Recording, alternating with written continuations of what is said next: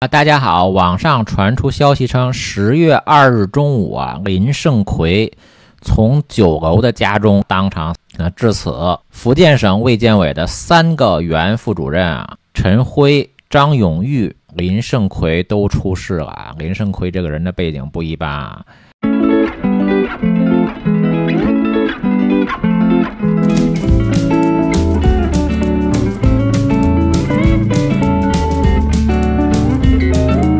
这个人是习近平亲自指挥、亲自部署、亲自提拔的。我们看一下林胜奎的背景1999年8月呢，习近平担任福建省长。那半年之后2000年4月呢，习包子亲自提拔了一个卫生厅的厅长叫做杨平，担任福建省卫生厅的党组书记、厅长这杨平从2000年4月一直担任到2011年9月而林胜奎呢是杨平的大秘。2006年10月到2008年11月呢，林胜奎担任福建省卫生厅的办公室主任2008年的11月呢，林胜奎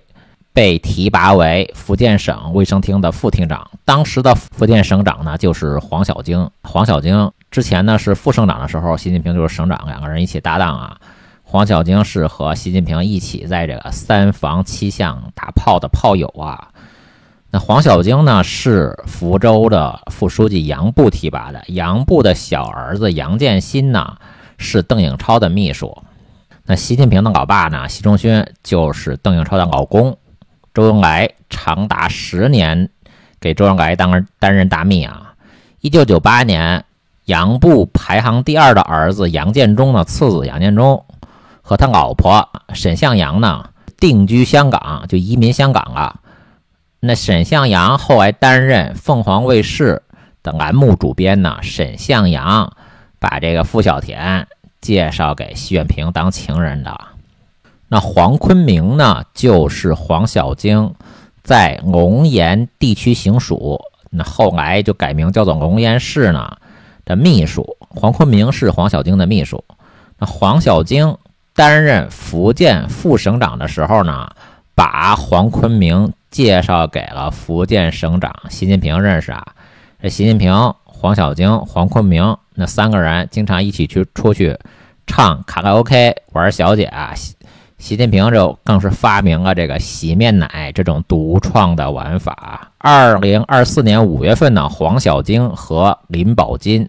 在3房7巷集体淫乱的视频在中国的社交网络广泛传播。2024年5月7日召开了福州全市领导干部大会林宝金被免职，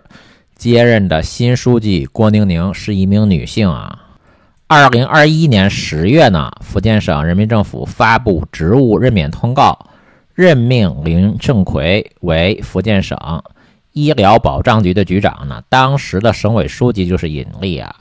尹力和彭丽媛的关系不一般2009年3月18日，卫生部副部长尹力和结核病防治形象大使彭丽媛在广东东莞参加控制结核、人人有责、关注农民工、共享健康宣传活动启动仪式呢。2011年6月3日，在卫生部副部长尹力的运作下呢，彭丽媛被聘为世界卫生组织结核病和艾滋病防治亲善大使。2021年3月22日，习近平在中共全国两会之后突然离开北京赴福建考察调研。官媒的报道中，彭丽媛意外现身，这是自2019年12月下旬与习近平去澳门参观回归20周年活动之后呢，彭丽媛首次公开露面呢。当时的福建省委书记尹力就坐在彭丽媛的后面笑得很灿烂。彭丽媛这期间其实在美国纽约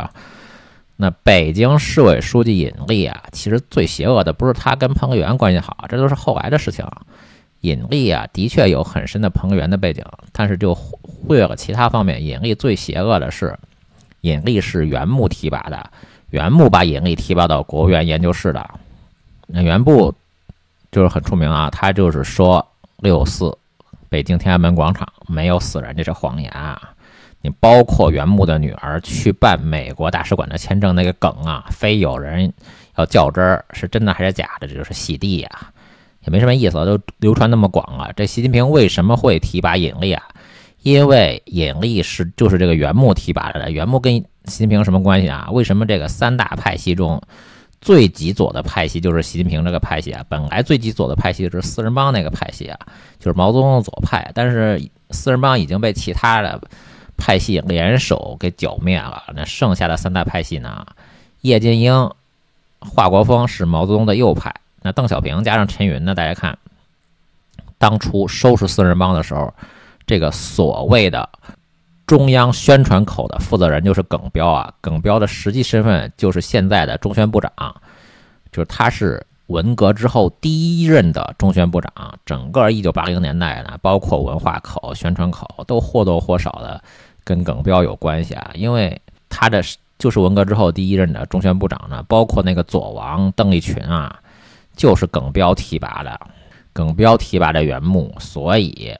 这习近平给这耿彪当过秘书啊，所以习近平才提拔尹力的，是这么一个逻辑关系啊。